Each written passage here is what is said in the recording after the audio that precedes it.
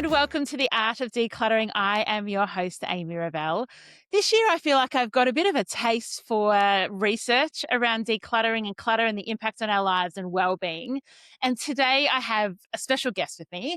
I have Carolyn Rogers from Room to Think in East London. I was going to say just London, but East London in the UK. Welcome, Carolyn. Thank you so much for having me. I'm really excited.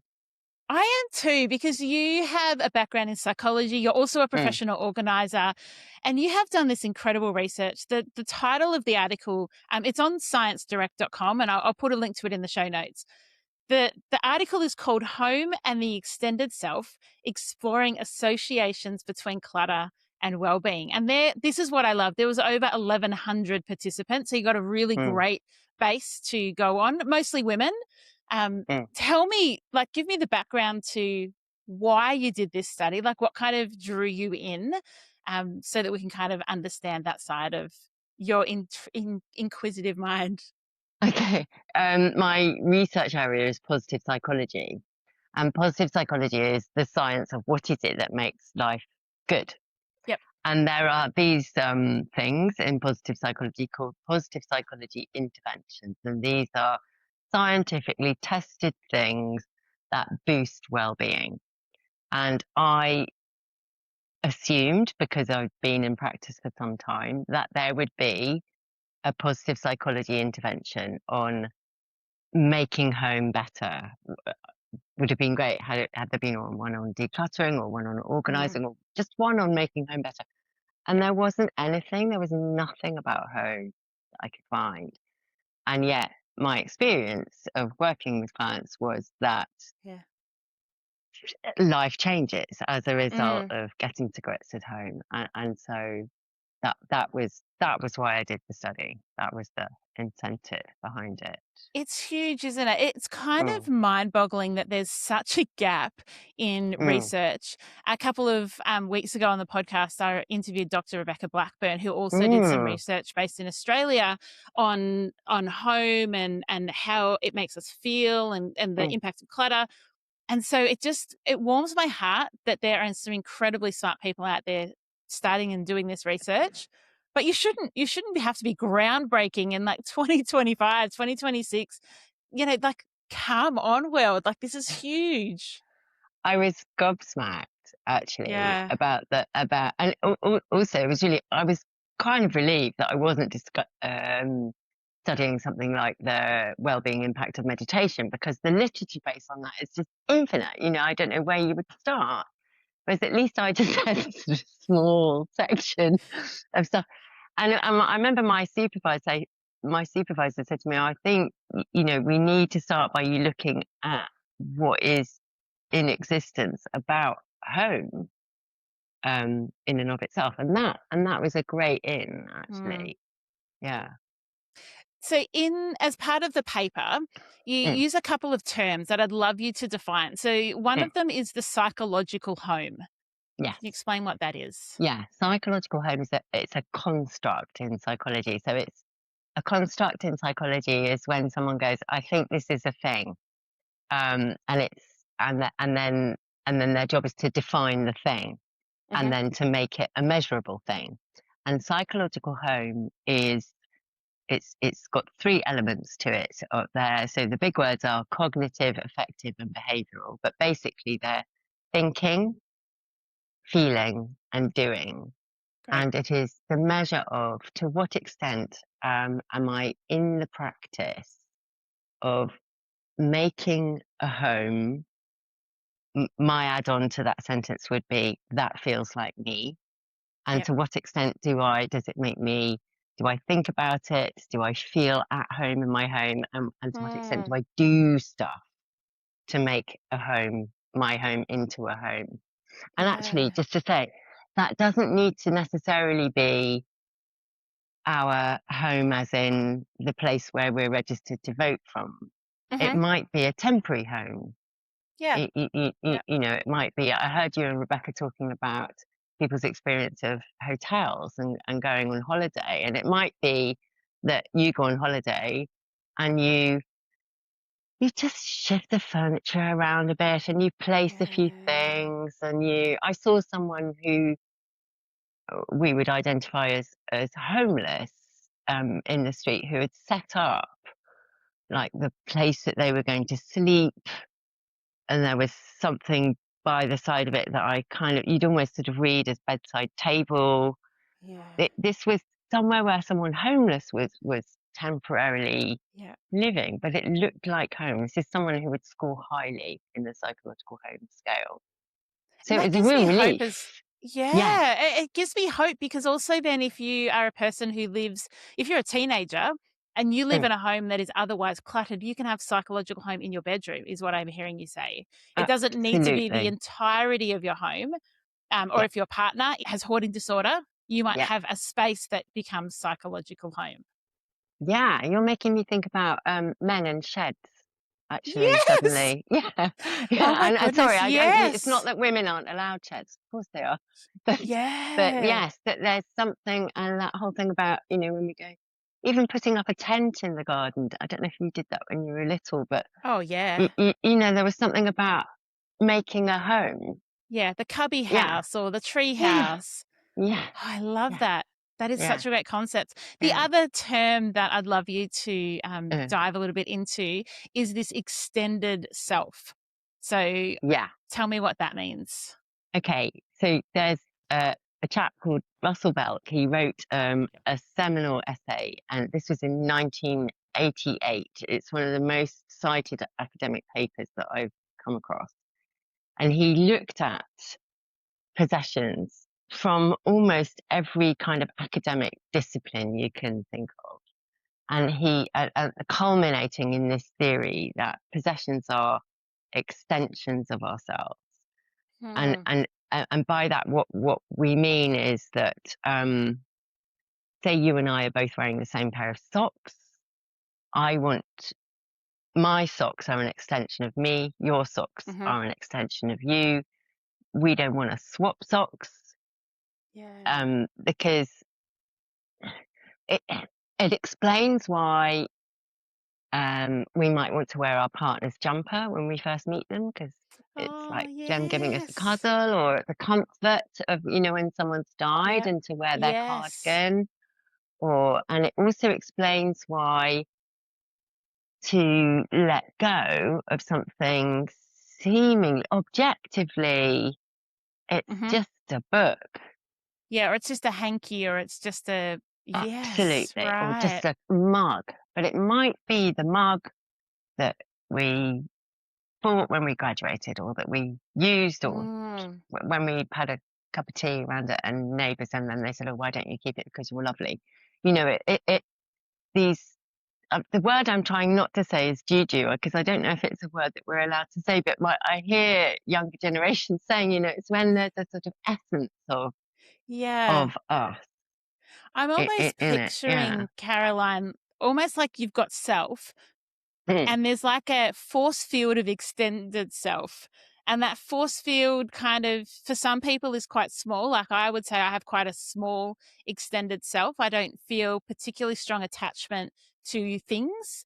Uh-huh. I feel strong attachment to my people, my family, Yes. and my friends, but not to things. Whereas we work with clients who have really strong attachment. Yes. And so maybe their like force field of attachment is broader and wider and stickier. I know I'm using really abstract terms, but I'm No, trying to these are kind of process great it in my mind. words. This is really exciting, because I think what you're saying is that perhaps our experience of, level of extension Mm, of our possessions is a subjective one, that it varies yes. across people, Yes. which is, and we both know from working with clients that Yeah. clutter is, you can't objectively say, well, that's clutter.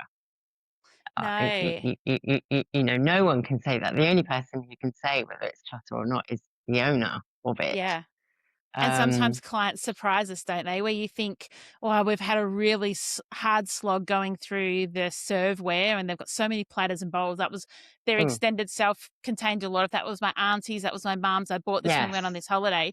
And you think it's going to be hard in other areas. You get to their wardrobe and think, okay, prepare myself. This is going to be difficult. And Mm, they're like, get rid of 50% of their yes. clothes. You're like, oh, I didn't expect that. So it's Yeah. not even consistent in all No. categories for the same people. No, no, it really isn't. I was working with someone the other day who there was a whole black sock issue, more black socks than there was space to contain the black socks. You know, which black socks were we going to keep? Or, you know the story. And the black socks that went were black socks that this person had never worn. And the explanation for it was, I can let them go because I haven't worn them. Interesting. Yeah. So they didn't Uh, have a uh, sense of the, attachment to them. the extension of self in terms of the socks that they had worn was Yeah, really strong, whereas there was it's no incredible. relationship with the ones that they hadn't. And that's a one-off example, but I really, I really got it when Totally, they and said I've that. seen It that just made definitely before. complete sense. Yeah, yeah, Yeah, yeah. yeah, It's yeah. it's so good. So one of the things that was, really surprising, I think, that came out of your study, which I really Mm, wanna draw people's attention to because I think they wouldn't expect it, is it's not the quantity of clutter that impacts well-being, it's our perceived mm, experience of that clutter. mm, mm, Talk mm. talk to me about that. Well, that was it was a moment, and I'll always remember it. And I imagine that, like me, you had kind of, and all professional organisers would have wondered whether that was the case, but it was very exciting that the data actually told me that. Yeah. So there was an objective measure of how much stuff is there in your home, and Uh-huh. then there was a subjective measure of and how do you feel about it, and a measure of psychological home as well. And then that was statistically analysed along with Martin Seligman's PERMA, which is the sort of Mhm. it's positive psychology 101 measure of well-being. And it wasn't to do with how much they had, it was to do with how they felt about it that led to higher well-being. It was, So exciting. yeah. And there was this whole thing about that clutter is subjective. You know, all the definitions I'd found academically had all been, Mm, well, clutter is you know, it's more possessions than you need, or it's blah blah. yeah. But And we've got the there was clutter nothing rating that, scales and all of that yeah, type of yeah, yeah. yeah, but there was nothing there about clutter is subjective. You know, get five people in the room, there'll be five different definitions of the same object. Were you able to come up with a description then of how you would describe Yeah, clutter? we got a definition, Great. which was lovely, and then put that out there. Do you want me to read it to you? Yes, please. It's I've got it written down. It says clutter is a subjective experience of possessions, material or other, that inhibits the curation of self-identity at home. Ooh, that's good. Mm. Guess I So sound really clever. you are really clever. So there's a difference between so you can have stuff that is Mhm, identity affirming, it is identity mhm, creating, like it's the expression of who you are. mhm. And somebody else with exactly the same possessions can find that detrimental to their well-being. Yeah, pretty much. I mean, I would always go from the other way about Yep. what would be good for people's well-being rather than detrimental to it. Ah, okay, great. Um, Talk about that. yeah, and yes, exactly that. That to have these affirming kind of talismans, these the home literature, that this word self-identity comes up all the time. Mm, Self-identity is who I am, how I want to be seen, and where I'm going. And great. if I mean, I can see from there's in your background, I see a plant, I see a window, I see nature. You know that you're giving me a signal of I Yeah. like plants, I like nature. Oh, You, I you, like you, plants. yeah, yeah. And so and I look ahead here and I see loads and loads of books and Mm. all these things. You know, this room is affirming me and my personality. And that's why. to go to the detrimental side. You know, when Mm. when we open our front doors and our home gives us a message of you are, it's really unfair to label in any way, but you are a messy person, you are Yeah. someone who doesn't put things away, you are untidy, that's not going to be good. Yeah. It's a really great example of you're telling your story through your possessions and your home. Yeah. And it's not that you're telling it necessarily because you want to broadcast to the world, but every Yeah. time you walk inside your home, you're telling yourself and you're reinforcing this is what's important to me. Mm, And so I think mm, sometimes that clients will talk about having lost themselves. I'm sure yours did the same. Like, mm, I don't know who I am anymore. But as you mm. go through the clutter, they kind of start to shed the old things. Oh, yeah, I don't do crocheting anymore. Out that Yeah. goes. Oh, Yeah. yes, I used to bake all the time, but maybe I don't need, this many tins or Mm, whatever it is. And they start to kind of do that curation of self, mm, maybe. I've always seen mm. it as the curation of the stuff, but what I'm hearing you describe is actually they're curating their self and helping themselves understand more about themselves. Does that make sense? It does make sense, and uh, I suppose I would put it in the context of what is meaningful in life. Mm. That what was meaningful in life 20 years ago Yep. might be meaningful now in a different way. It Yes. might have been that the meaningful that what this person got up for was baking. You know, Hmm. baking was their life. It was their identity. I'm a baker. You know, Yep. exploring baking, all the things, and now it's moved on to something else. And so the baking equipment and paraphernalia would have come in as a meaningful possession, and then Mm. and just as meaning in life changes over time, so does the meaning of our possession. So something that comes Yeah. in as really important Yep. might not sustain that importance over time. Mm. The relationship, just as our relationship with people changes, actually, the relationship with the possession will change. Yeah. And then I think that's why it's so important to have friends, allies, professional organisers in hand, because it's only through exploring that we discover it. True. Yeah. There's a lump in our hallway. Mm. It's on its way out, but it's taken years for, Yeah. for me, stroke us, to realise that that lamp is no longer meaningful to us. There's a Interesting. story about the lamp. It's a Yeah. fascinating story. I'd love someone to hear the story, but actually, we don't need that lamp in our lives anymore. Huh. Whereas, had you asked me this time last week if I needed that lamp, I'd have said, "Yeah, of course we do. Oh, so It's it's always real been like there." it's a really recent Oh kind of yeah, no, revelation. there was a lamp epiphany, but Literally the light bulb went off. yeah, exactly that. Ah. But it's and I think it was just through talking about it or reading something or seeing something that there was a sort of like, oh, hang on, no, I don't need, and that's what happens That's with so clients, interesting. isn't it? They start talking about something, Yeah. sometimes tell the story, sometimes telling the story releases it enough to be able to let it go.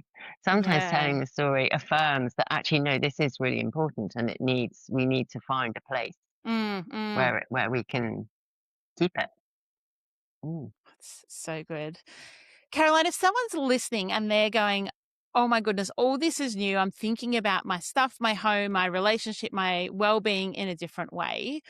Mm. What could they start to think about or what could they practically do that would engage with the kind of results that you've seen to a positive outcome?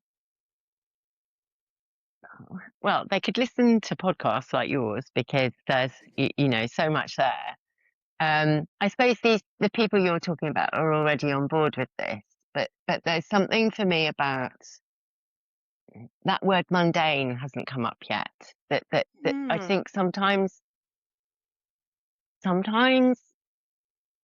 giving giving ourselves permission to pay attention to curating our homes or to really sort of mm, think through things like knives and forks could feel mundane yeah, when there are so many other things that we could be doing. There's so much art out there to see, so much music to listen to, so many children and families to adore and love. And why am I going to devote this afternoon to thinking about my forks? The thing is that I think somewhere along the line, the importance of home has been overlooked, and so to remind ourselves that actually this is a huge investment in ourselves, and oh God, in everyone we meet, this is life changing to do this. Yeah. Because it And changes the well-being. Like the correlation that you yes, saw was absolutely unequivocal improved well-being. absolutely unequivocal. People who are on top of their clutter have a higher scores in well-being. And I remember saying to my research supervisor, does it toggle? Is it the other way around? If you worked on your well-being, would you be able to get more on top of your clutter? And she went, oh, I think, yeah, probably, we'd need to probe into that a bit more. But I do find that, if you're stuck and you can't deal with stuff at home, then do something else that makes you feel good, because maybe that will give you the energy and Yeah. the motivation to get stuck in at home. Yeah. And all those top tips, they're all there. They're all available, aren't they? I mean, your podcast Yeah. is full of great ideas. Do the house burping. That was fantastic. Thank you for that. I I loved loved it. your email about the house burping going, it's like winter and I have 15 layers on, but I am house burping. Yeah, but it was just lovely having this fresh air in our home. It was Yeah. incredible. Um, Yeah. yeah. I don't know. When people ask me how to do this, I always get a little bit worried, because there are so many different ways to start this. I suppose get interested, take notice, give yourself permission, do it. Stop saying should and start. Yeah. And Start. it can start as small as the forks. It can Oh start my as a goodness. 3-minute Start. job with the Yeah. forks, Yeah. because what your study didn't show is you have to have the most organized home in order to get any well-being effects. That wasn't like it. That It is was not. not the case at No, all. No, you no, can it be wasn't. surrounded by stuff and have high well-being. So Correct. it's ask yourself, what do you want? Stop thinking Yeah. about what everyone else thinks that you want, and Yeah. what everyone else is telling you that I would never use this word, should have. And start thinking about what you want, what's important to you, what do you love, what makes you happy, Yeah. and And it's the and intentionalism, isn't it? yeah, yeah, Yeah. yeah. What joy to open a drawer and it's only got forks in it that you love. I mean, where better place to finish up than like, what better joy than having just the forks that you love from two I hate professional it that organizers. it sounds slightly flippant, but the thing is, it's true. It really is. Yeah. Yeah. Yeah. It And it is now the absolutely true. studies confirm that. Yes, they And do. And it's who are we mere humans to argue with the outcomes of proper scientific studies? proper scientific studies, peer-reviewed, validated, published. Yeah, Yeah. All yeah, the good things. yeah. Carolyn, I have loved this. I really think that people will think about attachment differently, about well-being, about their psychological home different. There's so many like gems in this episode. So friends, if you're listening, it might be the greatest episode to share with someone that you love. Might be great to share with your sisters, your family, work colleagues, just so they can kind of get this understanding of, we're not saying you need to live in a white Stark box in order to have that improved well-being, but Oh, understanding the importance of psychological home and the extended self will have absolute outcomes to your well-being. Carolyn, thank you so much. thank you. You're lovely. I've Oh, really you've been enjoyed a you. joy. Absolutely. So listeners, jump into the show notes, read all these links. I'll put links to Caroline's work as well, so that if you're in the UK, you can get in contact with her. And until next week, enjoy the freedom.